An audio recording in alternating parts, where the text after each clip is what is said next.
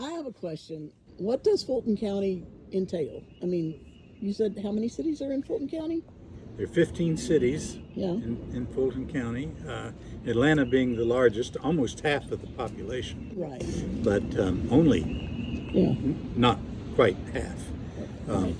And I used to always say, why does the press and the nation always look to the mayor of Atlanta, representing 400,000 people, instead of the chair of the Fulton County Commission, who represents 1.1 million, now almost 1.2 million people. Wow. There's 1.2 million people almost in Fulton County? Yeah. Wow. And give us an idea of where it stretches, from where to where, Fulton County? Well, it's 78 miles from the southwestern corner to the northeastern corner, 78 miles. It encompasses Hapeville, Union City, Palmetto on the south, and the last city that was formed out of the county is the city of South Fulton, which if you saw a map of it, it looks like somebody took a glob of paint and threw it on a wall, because there's little spindly things everywhere. There's no compactness to that at Right. all. And then north of Atlanta, of course, you've got Sandy Springs, a little over 100,000 people. City of South Fulton, over 100,000 people. Wow. And you got Roswell, Alpharetta, Johns Creek, Milton, and Mountain View. And how many commissioners are on the Fulton County Commission? There's 7 commissioners. The chairman is elected countywide, Yeah. and the other 6 are elected in districts. And you're District 3. District 3. And you've served in District 3 for 2 terms, right? Correct. And that's where you're running to serve again. Right. Where's District 3? The southern boundary of District 3 is 10th Street. The northern boundary is basically 285. Oh, okay. The eastern boundary is the Fulton-DeKalb line, and the western boundary is basically the Chattahoochee River. Okay, so only people in that area are going to get to vote on District 3, right? Correct. Okay. Correct. This So is it's got some of Midtown, Yeah. all of Buckhead, Morningside, Rock Springs area, and southern Sandy Springs. Wow. Okay. Good.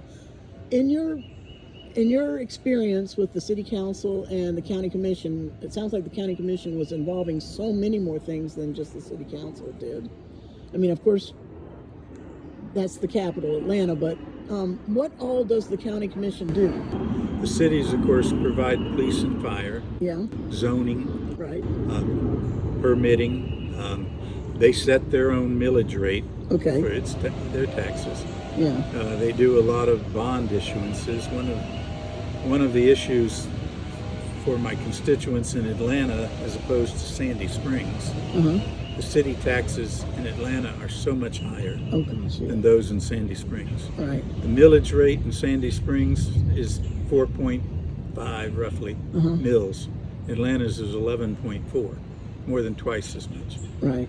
And one of the reasons is the bond millage rate in Atlanta is, I think, 1.88 mils, and that's not subject to homestead exemptions. So that's a hefty part of your Now, bill.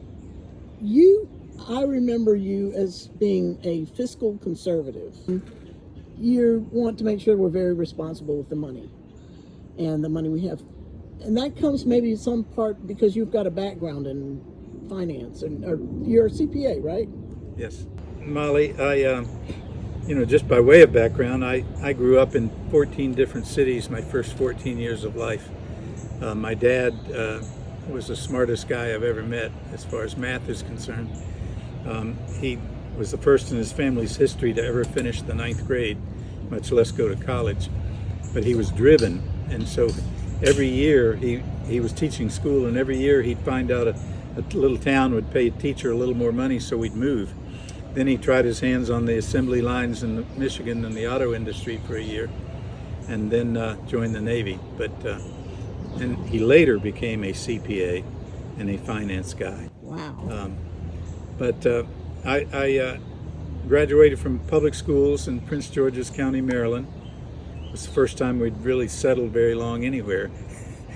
And then I went to Duke University. And I graduated in 3 years, not because I'm particularly smart, but because it was expensive. and I was washing dishes. That's how I worked my way through Yeah. Duke. I washed dishes in the dining hall. Probably washed more dishes than everybody here put together in my lifetime. And then I practiced as a CPA for a while in Raleigh, North Carolina. And I did a lot of audits of government. So I got to know a lot about government accounting and fund accounting through that. Then I came down to Emory Law School, where I was managing editor of the Law Review and a pretty good student.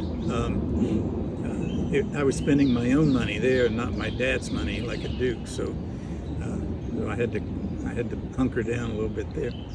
Practiced law for 9 years, mostly tax, corporate, retirement plans, and benefits. Yeah.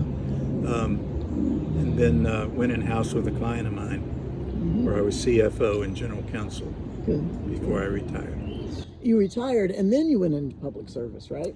Well, actually, Or I was still at Stevens and Wilkinson when I first ran for city council. They were supportive. yeah. I converted my job to a part-time job and part-time pay, which really meant I compressed all of my work into a smaller number of hours. And then I did the same thing when I ran for county commission. Made it a part-time job at S&W with part-time pay. So I had 2 part-time jobs, one at the commission and one in my real job. Wow, that's great. From a financial point of view, we've got all kinds of issues going on with the jail, with the hospitals, with pension funds. I don't know if Fulton County has a retirement program and all that. What do you see from a financial point of view that we need to be paying attention to in Fulton County? Great question about what we ought to be paying attention to financially at Fulton County. About the same amount of your property tax bill goes to the county as to the city. The city's is bigger now. In the 8 years I was on the county commission, we reduced the millage rate for the county's portion of your tax every single year. I was often the 4th key vote in the reduction.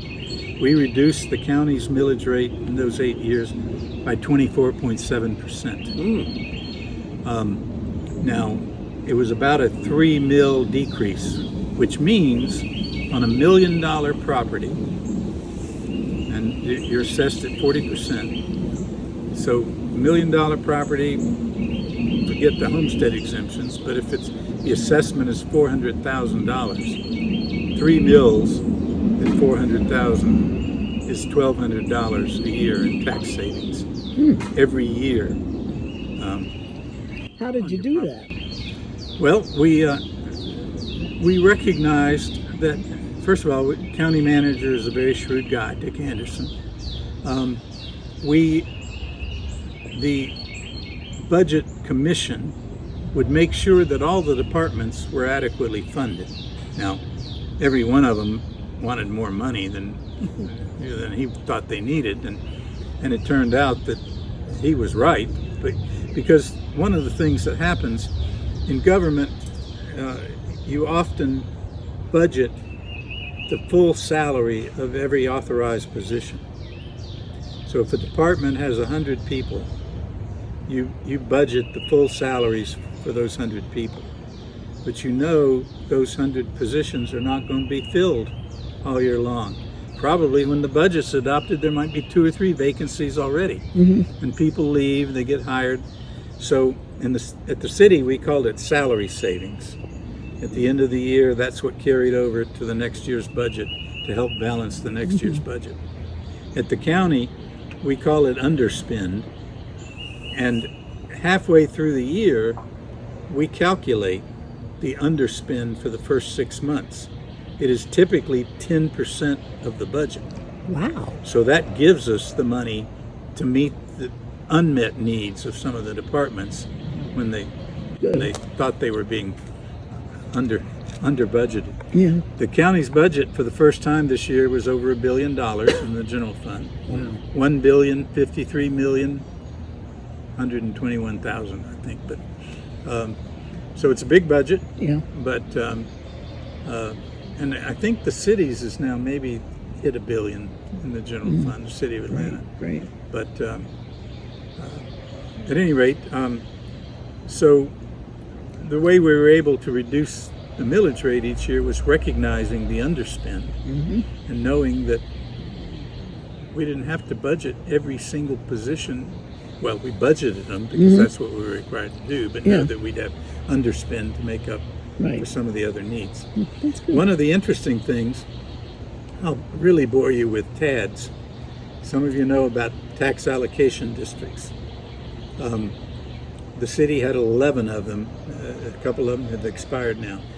A tax allocation district is when a city carves out a geographical area and says, okay, whatever taxes are being paid today in that geographical area are going to continue to be paid to the general funds of the county, the city, and the school board.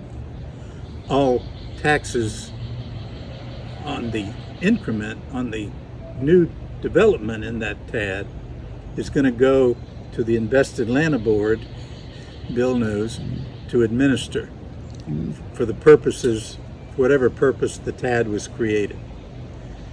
I did the first TAD, Atlantic Station. It was in my district at the time, and it turned out pretty darn well. And the county now receives $6 million a year in its general fund from Atlantic Station's TAD. Now that it's expired, that money now goes to the general funds of the three governments. And for the county, that's $6 million a year and growing that it didn't have before the TAD was created. The Beltline is the biggest TAD, and that TAD was created to do the Beltline. The mayor wants to extend the TADs to 2050, I guess, for his very worthwhile plans to do a lot of affordable housing. He had a hospital in there at one point. I hope that's going to be tossed out now that the county's doing the hospital. City shouldn't be doing the hospital. It has no role in public health. That's the county's role. And he wants the county and the school board to extend the TAD, their participation in the TADs, for him to be able to have this $5 billion fund to do this. Very worthwhile goals. The concern about the extension of the TADs is multiple. One is that the deal was they were going to last a certain year. That was the deal. It sort of reminds me of the 50-cent toll on Georgia 400 when the governor wanted to extend it, and everybody rose up in arms. So wait a minute, that wasn't the deal. Bonds are paid off, the toll ought to disappear, and he backed off. So part of it is that's the deal. The rest of it is the school board sure could use its money. It's got a shortfall in its budget. The county, I mentioned the $1 billion jail project, the third of $1 billion hospital project.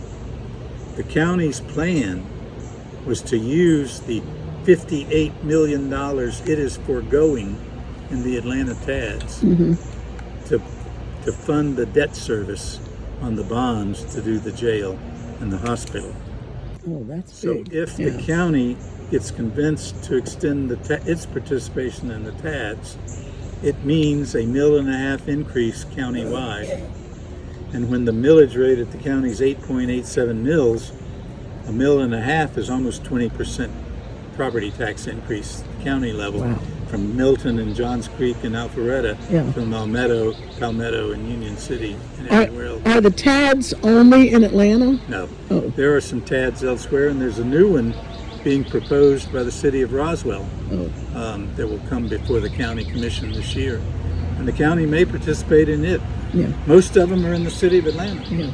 So the county commissioners get to vote whether or not they participate in the TAD. It's not an automatic thing. Yes. Okay. The city council can decide to extend the city's participation in the TADs without the school board or the county or both participating. I see. So it's really three parties that are usually asked to participate: the school board, the county, and the city. Okay, I gotcha. Well, that's good for an average person like me. I appreciate the explanation. But, Thank you. and I just want to say that now that I've hit 65, I realize I'm a senior.